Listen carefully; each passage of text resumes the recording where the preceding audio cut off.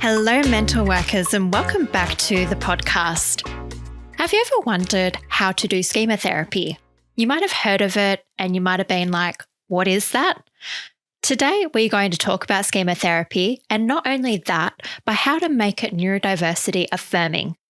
And today to talk all about it is Emma DeCicco. Hi, Emma. Hello, how are you going, Bronwyn? Good, thanks. And listeners, you may know Emma from a previous episode. She was on very early in the podcast, one of my first guests that I had on, and she was talking about what makes a workplace work for early career psychologists. And now she's back on for this episode. So Emma, a huge welcome, and maybe just tell the listeners, remind them who you are. I feel very lucky that I was one of the first people to be on your podcast because you're very, very, very popular. And it's really exciting when people mention it. I'm like, oh, I was on that one. Yeah.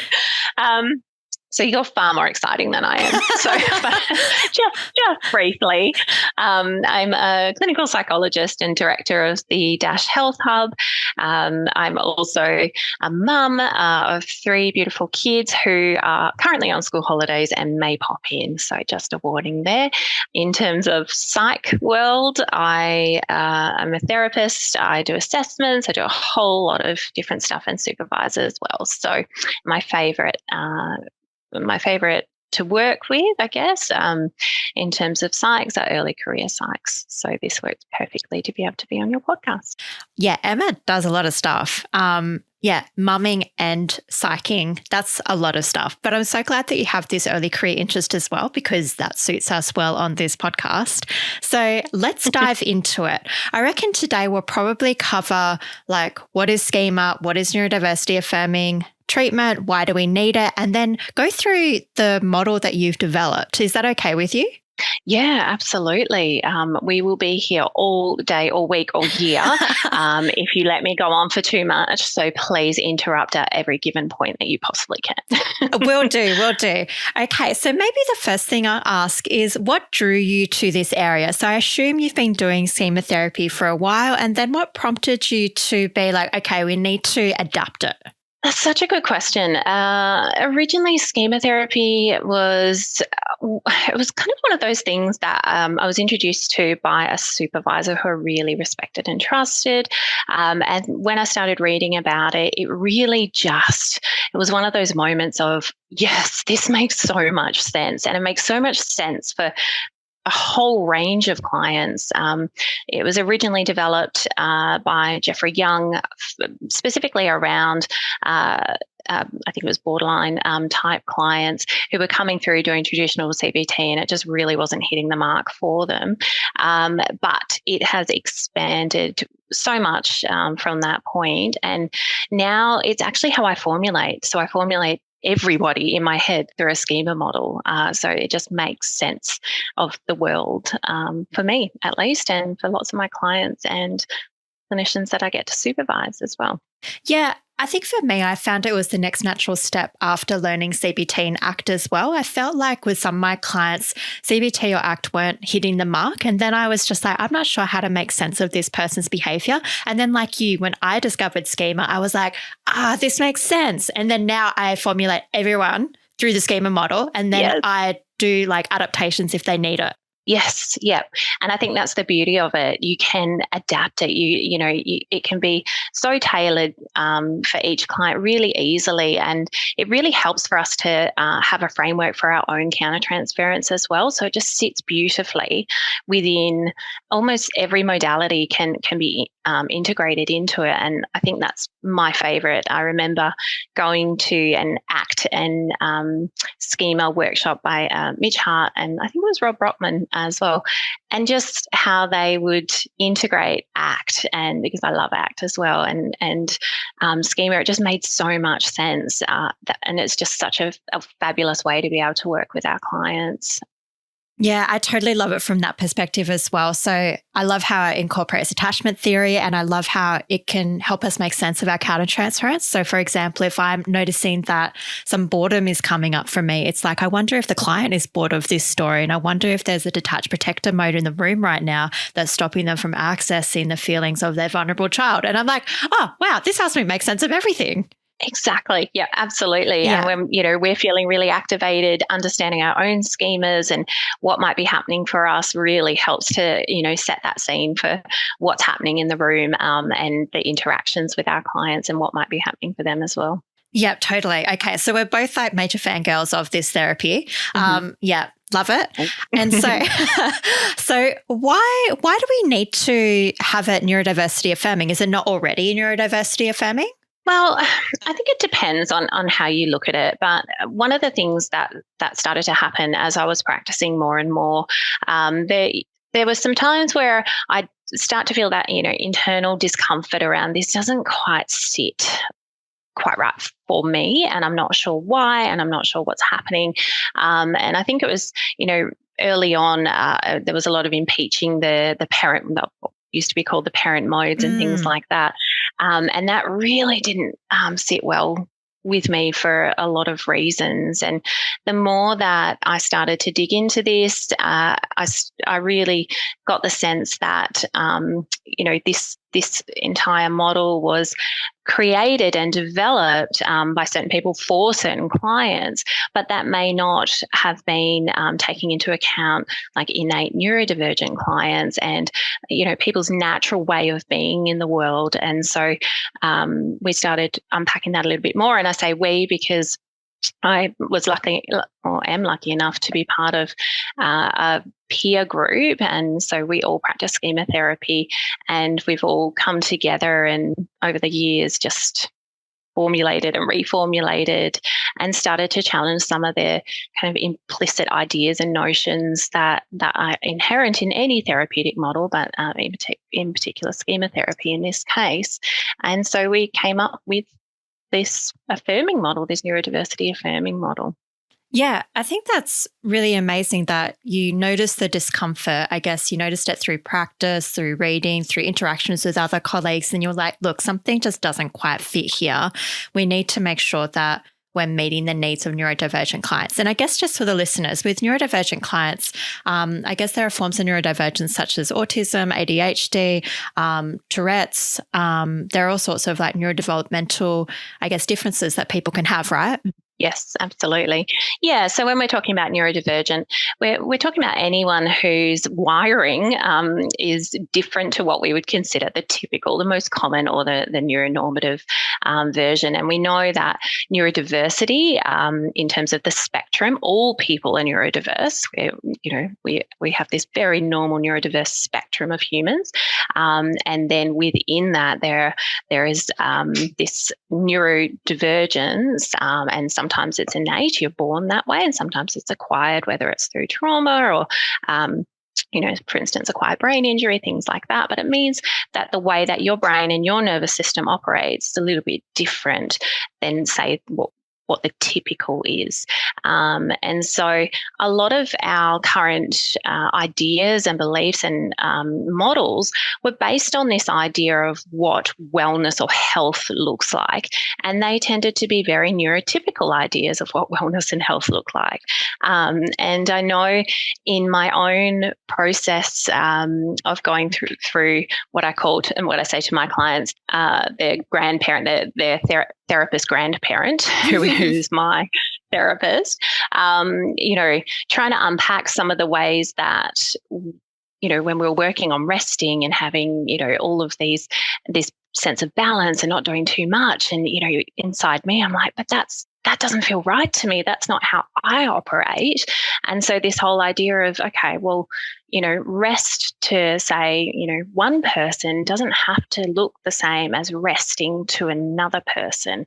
And the way that I rest and look after myself is actually really different to the way somebody else rests and looks after themselves. So we started to really challenge some of those implicit notions around what health and well-being and even illness looks like. So maybe, did you feel like, and your colleagues maybe felt like Schema Therapy was perhaps imposing an idea of health and wellness that just really didn't mesh with many neurodiverse clients' ideas? Yeah, I think a big part of this did come from, when we were looking at those critic modes. And so, sorry, I should really say I'm distinguishing from the underlying early maladaptive schemas that we talk about. And they are the traits that we have. And I'm talking about the modes, which are the states that we can be in at any given time. And that tends to be related to the activation of the underlying schema. Can I give an example? Yes, please do.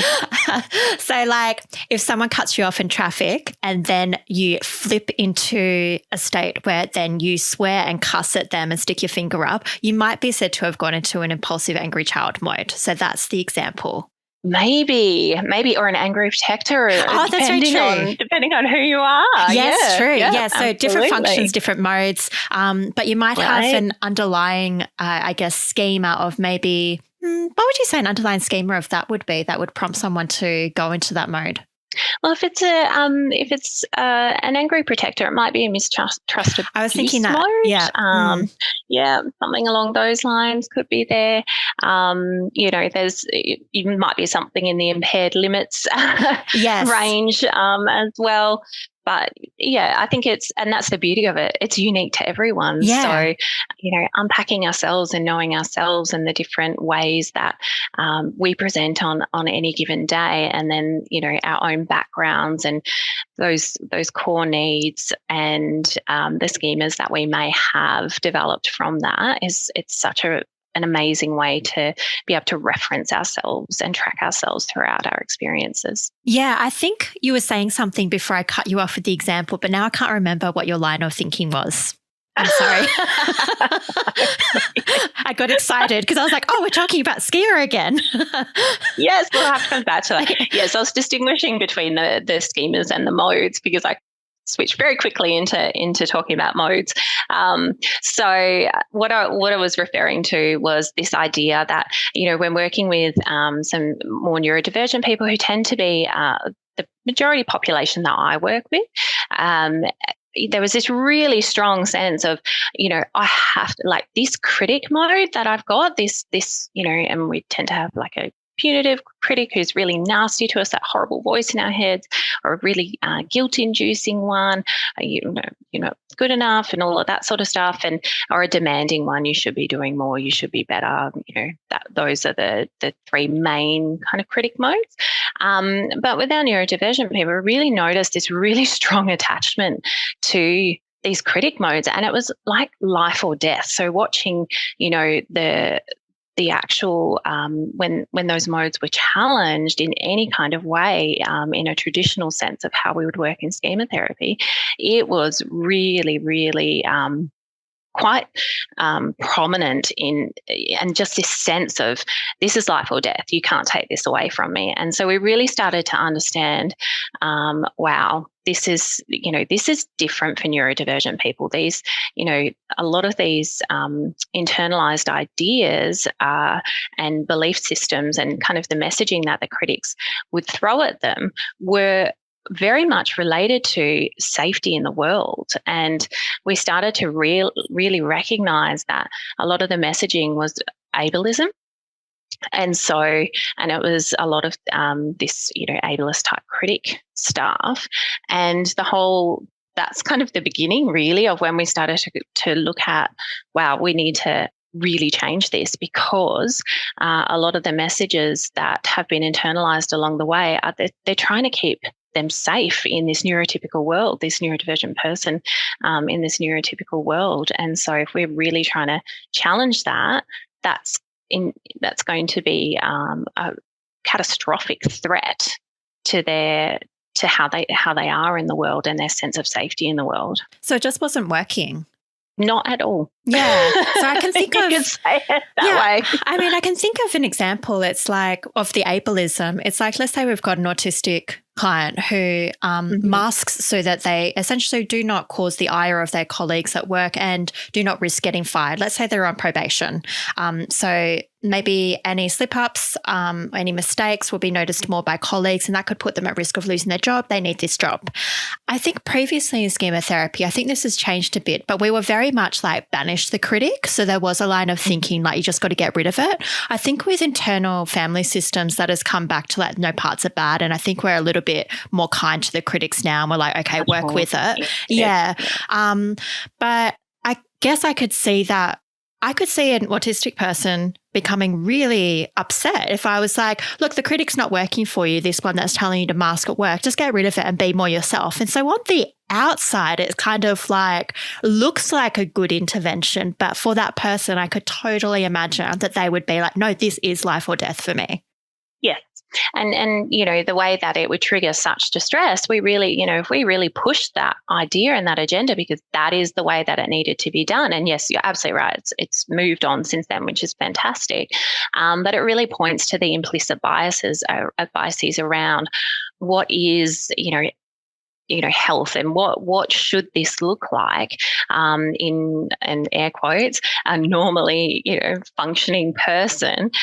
And so we really started to challenge that, and that started all the way back then. And your example is a perfect one in that we realized that a lot of the messaging in there was safety messaging. And so we started to tease out what we call this neurotypical advisor, or this neurotypical healthy adult, who kind of is a mode that contains all this knowledge and awareness around, okay, the neurotypical world functions like this, without the, that then feeding into necessarily the criticisms of, but you're weird because you don't. Yeah. If that makes sense. Yeah. And we really redirect that to this neurodivergent healthy adult who's able to go, aha, this is who I am. These are my needs.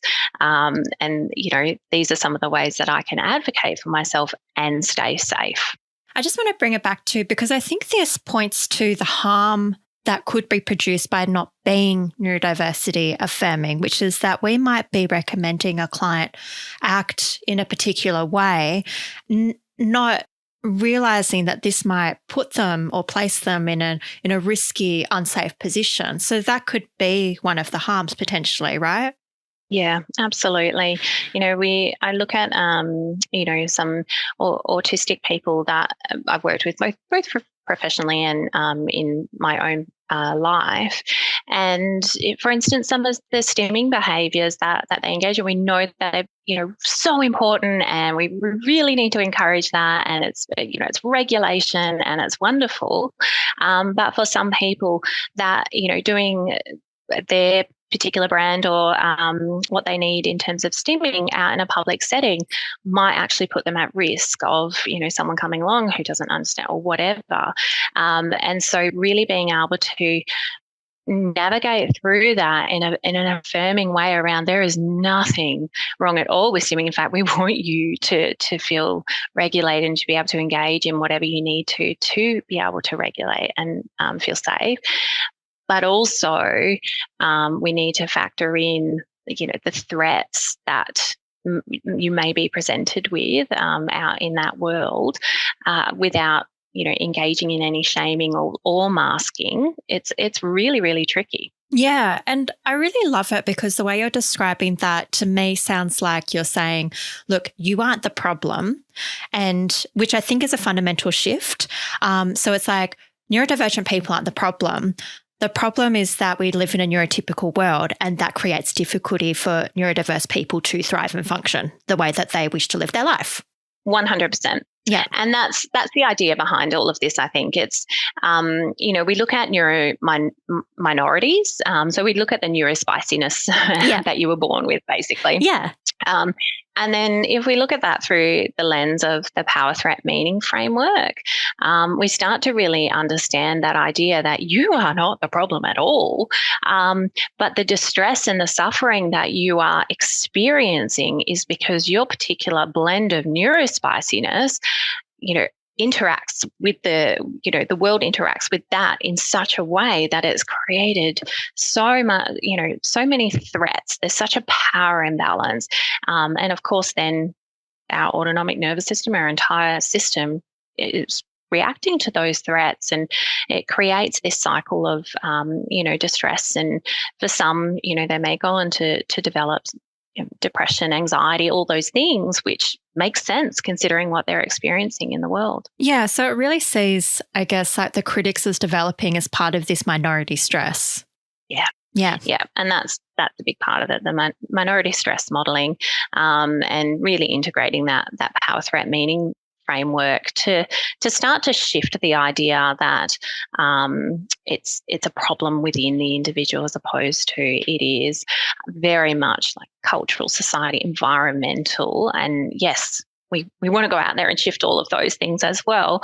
But, when we're sitting in the room with that individual and supporting them, really helping them to unpack that and experience that in a different way can be deeply, deeply affirming for them. Totally. So validating. Maybe for a person, their whole life has been told, you're weird, you're different, and that's wrong, and that's bad, and you're bad.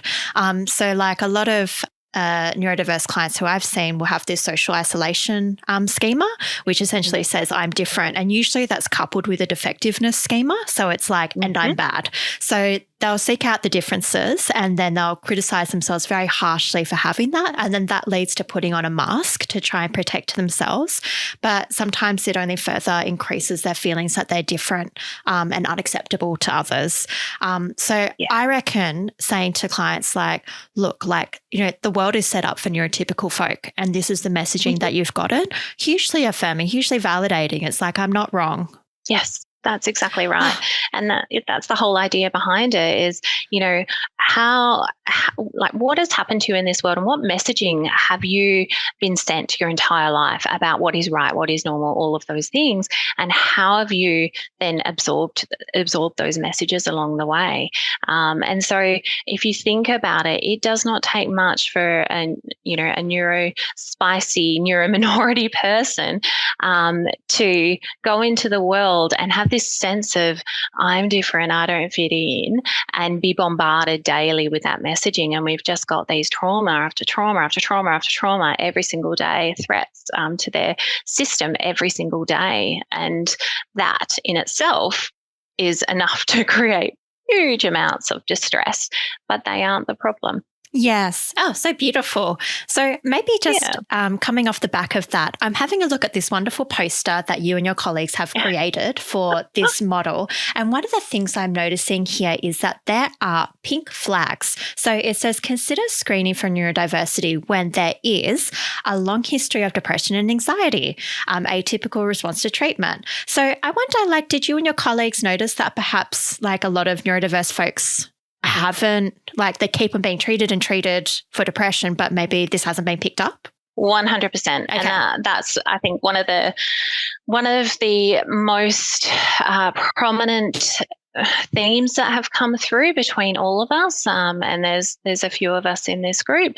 Most of us work in long-term kind of trauma spaces. And as people are coming through and, they've been branded as, they don't respond well to treatment, or worse, non-compliant to treatment, or they've got treatment resistant, whatever.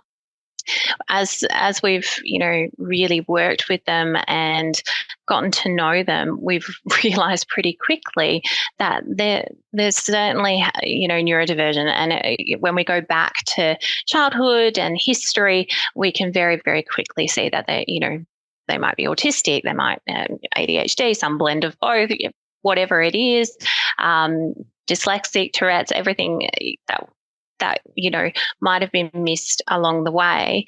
And so we really started to recognize that there is a very high percentage of these people coming through who've just been missed, and so they are very distressed. And of course, the standard treatments won't work. So the first thing I see in this poster is saying that, okay, well, if you've got some pink flags, consider screening for neurodivergence and then apply a neurodivergent lens. So that means that looking at their developmental history, their attachment styles through a neurodivergent lens, have a look at their viewpoint of their early experiences and consider whether there's heritability in their family of origin, right? Yeah, absolutely. Because we know that there's really strong heritability. So when we start hearing about parents and how they parented, or some of the difficulties that parents may have had, diagnoses along the way, you start to think, okay, maybe there's more to this. Maybe we're looking at, a line of different generations who were autistic or, ADHDs, again, missed.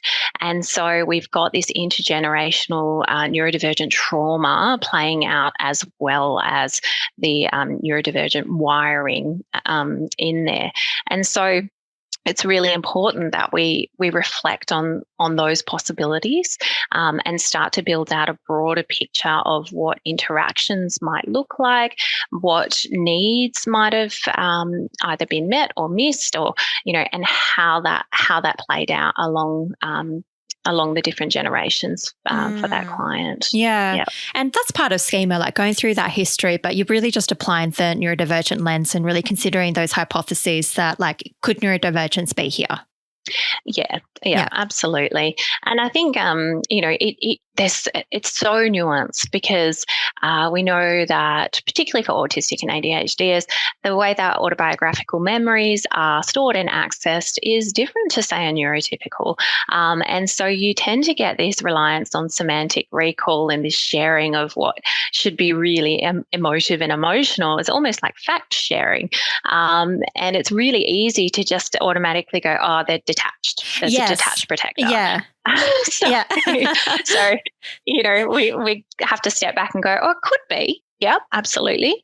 But it could also be this. So how do we explore that a little bit more? How do we look at, the memories and the retrieval of memories that would be emotionally salient or not? Often, these populations are coming through with not many memories of childhood. And so we put neurodivergence on the table in terms of one of our differential ideas in those populations.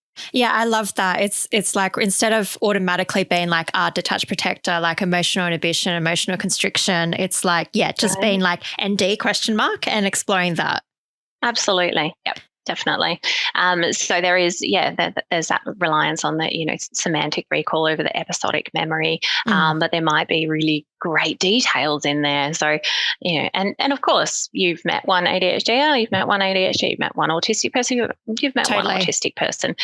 We need to smash down these ideas and these myths around what that looks like. The age-old, oh, but they make eye contact and they have friends, so they can't be autistic. That needs to go. Yeah, I can't tell you the amount of clients who I have seen, and they've told me about interactions with health professionals, and they are neurodivergent, but they've had interactions which are like, oh no, you make eye contact, you can't be neurodivergent, or you've got a university degree, you can't be neurodivergent. And just the look of hurt in the client's eyes, it's so painful to just be dismissed. Yeah, absolutely. And again, being dismissed becomes the norm in their experience. And so you can see how some of the schemas will have developed along the way. And it just is this deep wounding that is just constantly ripped open again and again and again. Yeah. Yes. The look on your face is everything. Yeah. I wish they could see the look on my face too. Yeah. It's just so painful to see. And it's like, you have to be very validated, empathetic, but there's also this inner rage in me that's like being squished down at the same time so I can give like an appropriate response. But do you know what? That's, I think, the beauty of this model is really humanizing the therapist as well. And so being able to acknowledge in myself, with my clients, like my angry child right now is wanting to tear the entire thing down, like this entire place down. It's wanting to like fire off, and I'm just, I'm just going to put her over here for a little while. Totally. Make space for you. But that can be really affirming, to have someone feel angry on somebody else's behalf. It totally can be. And you're right. Yeah, I love that about the model as well, that it doesn't force us to be like blank state robots. Yes, robots. Yes. Yeah, no robot. Okay, so another aspect of this, so we've got apply a neurodivergent lens. I really love this other part of the poster, which is talking about life problems and symptoms. So I really like the questions here, because one of the things it says is, who sees it as a problem? Why? What is the underlying expectations? Are the expectations driven by themselves or driven by ableist learnings? What factors external to the person contribute to the problems? And I love reading these questions. Like, they're beautiful. Yeah, and I think that's the biggest part of this. It's qualitative exploration of lived experience, right? And so we really want to unpack if somebody's coming and saying, trying to think of an example. I don't want to go down the lines of I'm not emotionally available because it really perpetuates this idea around autistic people not I'll give you an example, which is wildly inaccurate. Yeah, but they keep on getting fired from work. Yeah, absolutely. So that is a really great example, and I think it's a wonderful way to frame lots of the different life problems that could be showing up. And so I would immediately start to go, okay, are we looking at burnout here? Are we looking at the expectations in the workplace? Were they overly rigid or not defined enough? What was happening in their environment and around them, and what expectations did they have, and who was that a problem for? Yes. And how can we start to challenge some of those things in different ways? Yeah, totally. Yeah. I mean, I'll share with listeners like personal, it's like, but I've seen this in a lot of neurodivergent people as well, is that for me, I can be very passionate, and I think a lot of neurodivergent people are. And what usually that comes in is that we'll see that there's a policy or something in the workplace that isn't working, and we'll be like, oh, I can fix this. This is great. And then we'll go full steam at it, and not realizing that they've got all these other boring processes and consultation that you need to do. And it's like, it's a problem, I'll fix it. And then usually it's defined to the neurodivergent person as like, your passion is the problem. But I really like your questions that you have, which is that like, okay, is this the problem? Who is it a problem for? And is this expectation driven by ableist learning? Yes. Yeah. And that's exactly right. And I think the example that I most often use, and I think it's relevant to lots of families, is one around within the home. So we get lots of families, parents coming through saying, young person won't do X. And so I will use the one of, won't sit down for dinner time, and dinner time is a nightmare. And, it's just all over the place. And so I start to go, okay, so whose expectation is this? And it might be the parents. And so then, okay, why? What's that based on? What's your goal? What are you trying to achieve by having that expectation there? And normally it's something along the lines of, well, there was some research along the way that families who eat dinner together are more connected, and they, children do better. I'm like, okay. Was that based on neurodivergent families with multiple different sensory needs and, food differences and all the rest of it? No? Well, then how's this working for you as a rule? Yeah. It's not. Okay. So how do we meet the need? Because connection, absolutely valid. But dinner, when you've got the different sensory stuff, somebody's not hungry, somebody's upside down in the chair, and, is that environment conducive to the connection? No? Right. Well, then perhaps we need to throw the rule out and come up with some different ways of doing this. So in my own household, we don't have dinner together. It is a disaster to even try. So we find different ways to connect. Excellent. And so I'm just reading, that's reflected in your poster, which is like, so for ND therapy goals, it's validate differences and diversity, integrate accommodations and modifications, it's values-based, realistic and achievable, and it says prioritize workability. So that's just what you were describing there. That's exactly right. So the neurodivergent healthy adult is roughly modelled on our hexaflex, so our ACT hexaflex. Yeah, cool.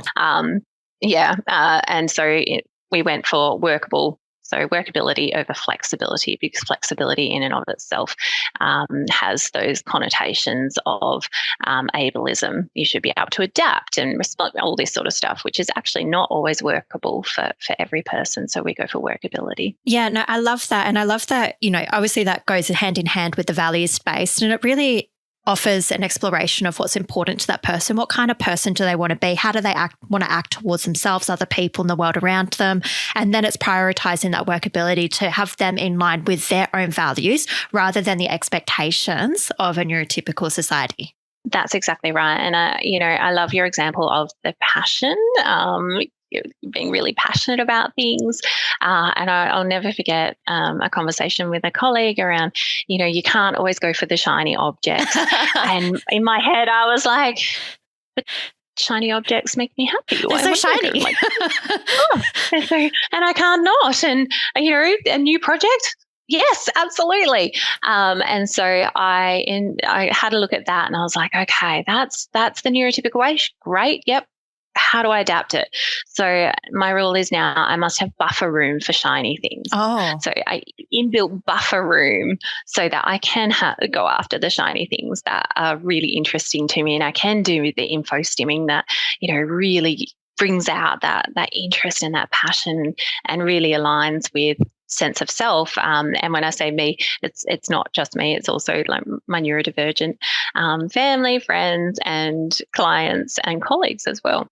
Yeah, no, I think that's great. I mean, ND goals right there, Emma, because I'm trying to do something similar where I'm trying to be like, okay, Bronwyn, you need to be 90%. So then you have that 10% buffer for the shiny things, but it's a work in progress. Yeah, it's one of those, isn't it? Yeah. Yeah, it's great to get a group together, and whoever's got spoons, you can just chip in your spoons when you've got them. And that's kind of how this has come about, really. We've chipped in spoons when we've had them, and really decided this needs to get out there. We need to be able to support clinicians in working with their neurodivergent clients, but also understanding themselves. And a lot of clinicians are neurodivergent. We have a much higher percentage than in most professions. Yeah, I found that really interesting. Like, I didn't realize how common neurodivergence was, because me, myself being neurodivergent, I totally had like the social isolation schema come up and I was like, oh, I must be different. And then I was like, oh, wonderful. Everybody's a weirdo. We all fit here. Yeah. And I mean that in the most affectionate way possible. Absolutely. Yeah. Yeah. I mean, it makes a lot of sense. Most neurodivergent people have, highly sensitized to other people. We've got these really advanced empathy skills.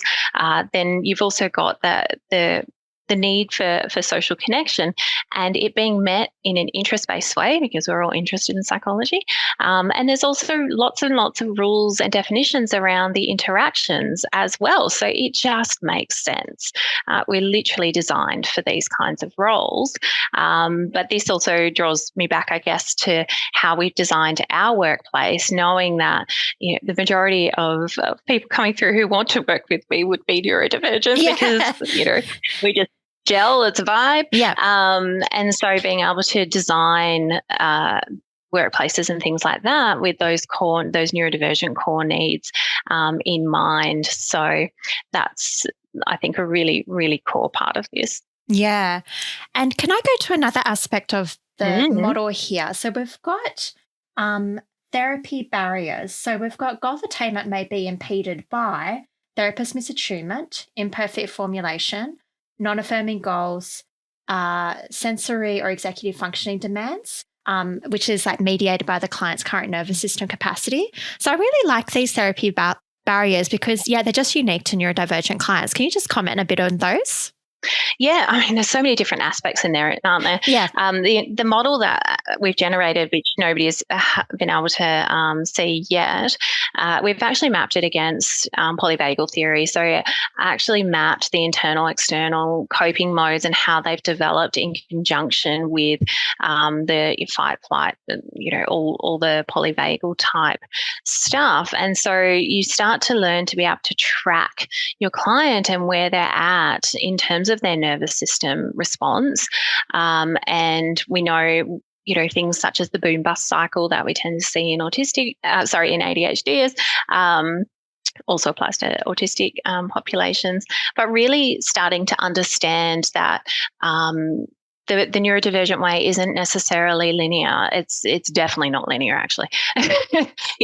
And so how do we integrate that into their goals and their lives? And I think the simplest example is the one I started with my, the grand therapist, around the goal to rest won't work for me, because resting is, it's not a comfortable state in its traditional form of kind of lying down and not doing much, but organizing things and labeling things, that's restful. That's fun. That's a whole different kettle of fish. It's one of my favorite ways to like blow neurodivergent clients' minds when I tell them like they don't have to sit there and try and meditate. And I'm like, flow activities is where it's at, mate. It's like you organize, you label, you do puzzles, you play that like farming simulator game, you go for it.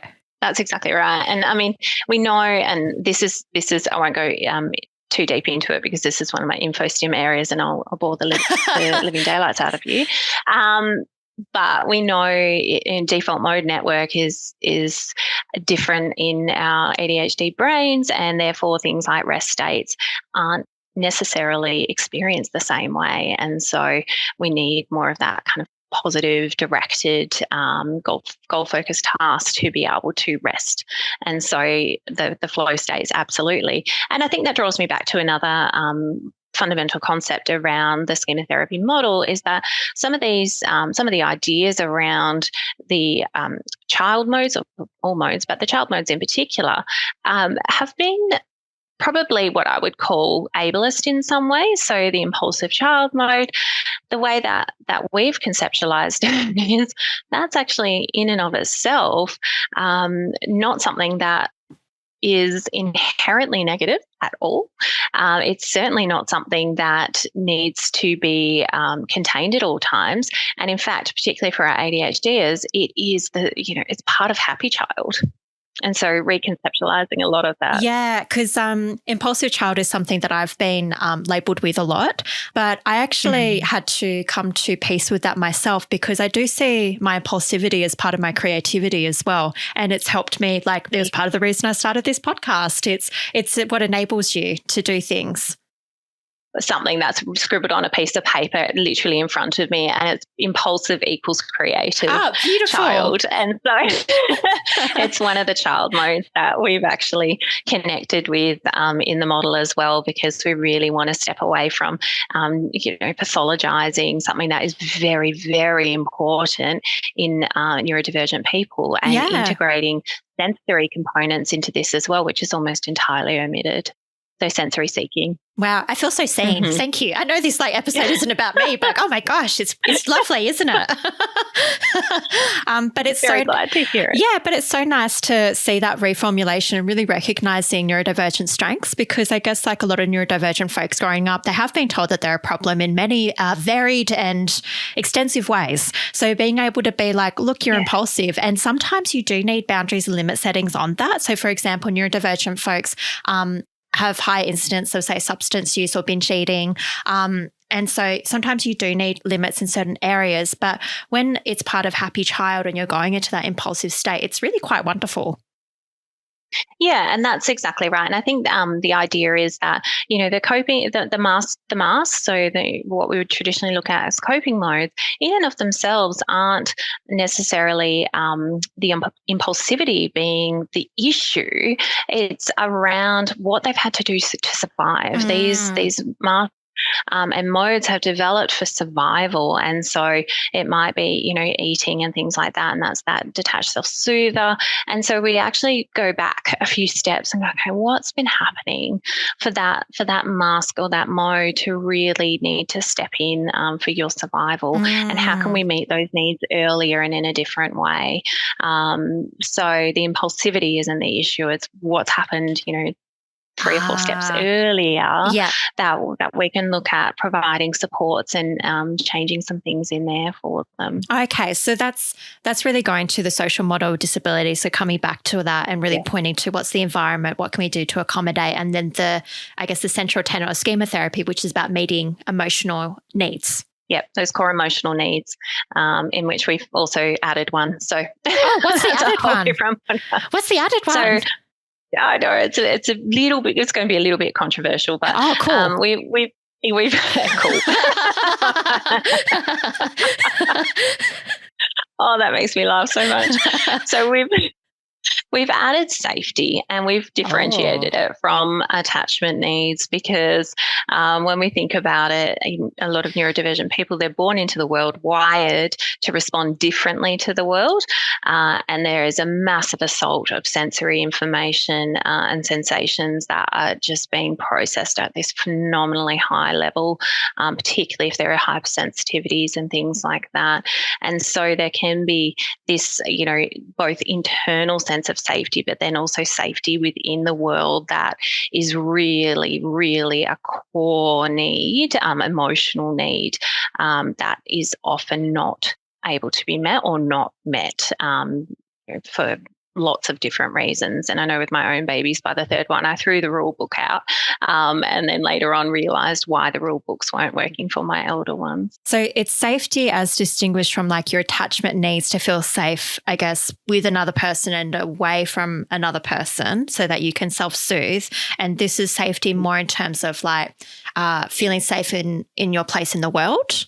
Yeah. And so it's part of that idea that, neurodivergent babies are much more vulnerable to trauma responses from benign, what we would traditionally think of as benign stimuli. Sure. Yeah. And so we're really acknowledging that the sense of safety is actually, it's separate and it's a separate core need. And if that isn't met, even if there are, really attuned parents and things like that, then that's something that we absolutely need to focus on and work out how to meet that need.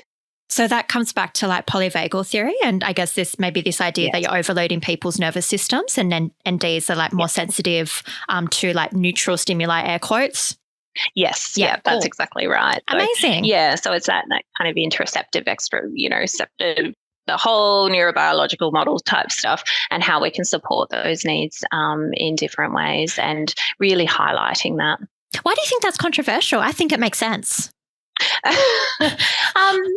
Lots of different reasons. Okay. I'm not sure that. Okay. I'm probably not picking up on it. I'm like, oh, wow, this sounds good. Yeah.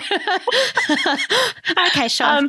I think it's a challenge to the idea that, of that safety as an emotion need. And also, but, as a neurodivergent person, you hear that and you go, yeah, that makes total sense. But perhaps not to, more neurotypical people might go, but that doesn't make sense. I don't understand. That's not been my experience. Oh, interesting. Which is completely valid too. Yeah, totally. Yeah. Okay, cool. Well, I look forward to the controversy that you'll receive in the future. And that's part of it, right? The creative, no, that doesn't make sense. We're going to, change it up and see what happens there. Yeah. Well, Emma, I think I could talk to you about this all day. And I think like I'm looking at your poster and we got through like barely half of it. I was like trying to like pick out different things, but there's been a lot in here. And I just wanted to know, is there anything else that we've missed which you see as essential that listeners should take away? Oh, honestly, I cannot begin to tell you how many things there are in here. And I think that's a big part of it. As I've gone to talk about it, I'm like, oh, goodness, there is so much. I don't even know where to start. Because in and of itself, this is something that I last year turned into a full day training for my team. And that, they're starting at a really high level of understanding and knowledge, and there's just so much in there.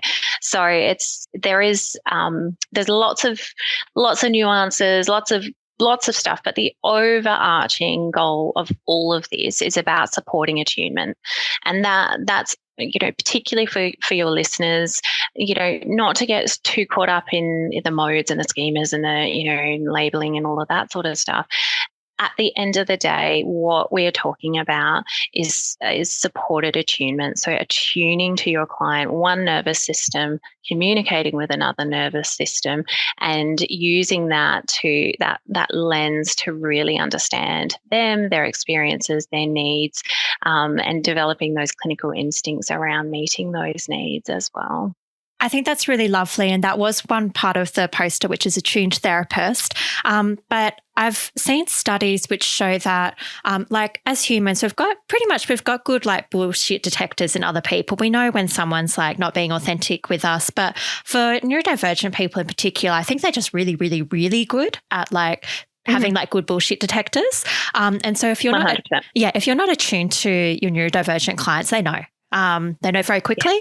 Yeah. And I guess one thing that I would say to listeners as well is that I think one of the reasons why I have had many long-term neurodivergent clients is because I do not see their requests and preferences as problems. So for example, a lot of neurodivergent clients will say to me in some form or another, I like to understand the logic of this, and I like to see where we're starting and where we're going to finish. I feel like I cannot start if I don't know where we're going to finish. And I know a lot of other therapists who would be like, I shouldn't have to explain the logic underpinning this. I shouldn't have to provide like a treatment plan for this. But I've been very happy to be flexible and accommodating to what their preferences are. And I notice immediately their nervous system settles and they feel more trust and better in the process. So I guess like just a really important attunement to our neurodivergent clients rather than seeing them as problems. 100%. And I think that speaks to everything that we're talking about is, in that particular case, that the need for predictability, that speaks to that core need of safety. Yes. That's safety in the world. Oh, beautiful. Right? And so that's that, I need this predictability because that's how I can regulate, because I can't actually project myself forward in that and be okay with kind of a general gist of something. I need details and specifics, and that's how my brain works. And that, not automatically putting that in that's, a perfectionistic overcompensator or a demanding kind of, mode, but actually looking at that as that might actually be the part of their healthy adult advocating for their neurodivergent needs and being able to accommodate those things. It's very, very important as part of that attunement. And so again, you go back to if you're really sensing that regulation response, then that's telling you everything that you need to know about that client and meeting those needs. Yeah, beautiful. I'm so glad that you and your colleagues have really taken the time to formulate this wonderful model that really incorporates all these other models and making schema therapy just really more adaptive and inclusive of diversity. It's something to be proud of. Thank you. Thank you so much. I am very, very, very blessed to be part of the group that I am with these amazing clinicians and general human beings. So it's definitely a privilege of mine to be able to share it. Lovely. Well, I'm going to give some shout outs for where listeners can find out more about this model. So the model is called Stand Attuned, and listeners can contact the group at standattuned@gmail.com. All these links will be in the show notes. There is also a Facebook group that you can join. Again, the link will be in the show notes. And there's also a mailing list that you can sign up to. Links will be in the show notes. Emma, is there anything else you wanted to give a shout out to listeners? Oh, that's so funny. That sounds it sounds so promotional on my behalf. And I've just come on here and gone, I just want to talk about this because I love talking about this. Yeah. And I have no idea about that stuff. That's all right. But beyond that, the only other shout out is to my beautiful team at the Dash, because they have been so wonderful in supporting this shiny object that I've gone after as well. So that would be the other, and my family as well. I can't forget them because they've been wonderfully supportive as well. So they're my shout outs. Oh, that's so beautiful. Thanks, Emma family, and thanks, Dash Hub clinicians. You are the best. They are. They definitely are. Well, thank you so much, Emma, for coming on again. It's been a real pleasure to have you, and I'm so glad that we were able to take a sneak peek into this model. I hope it goes well in the future and that we're all applying it very well as schema therapists in the future. Thank you, listeners, for listening. Have a good one and catch you next time. Bye.